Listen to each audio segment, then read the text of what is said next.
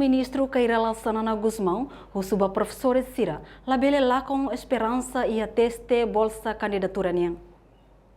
Chefe governo hatou informação né, o Enhira participa cerimônia abertura da teste escrita eletrônico da bolsa candidatura professor Sira e edifício Comissão Função Pública Caicole dele nono governo constitucional nem programa bote aspecto social, makhadia qualidade educação, completa número professor na Behanorin Hodiak, ba estudante Sira Huzikik Universidade no governo idene, fokus ba aspecto transparência de acto.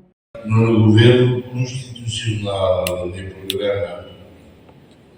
programa BOT e aspecto social, marca a qualidade da educação, aumenta o número de professores, deve haver de não assistir os quedas ao governo, vai estar aí a universidade. Não uma, e tentava ter o governo, foi fora da rua, é um outro exige de boa tudo total. Eu disse claro. Candidato Sira, esforçava.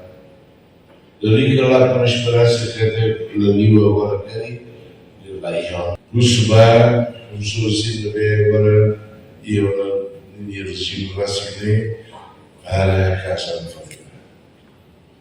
Também, e a serviço de rua, e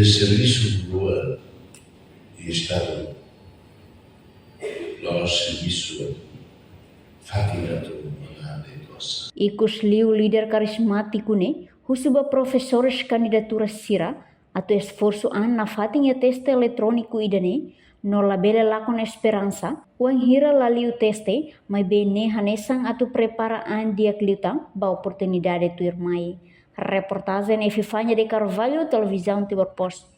Janela informação ba emogoto, atau tem informação atual dia cliu, kita haluha, haneham botão subscribe, like, halo comentário, no fahe tutang ba media sosial hotu.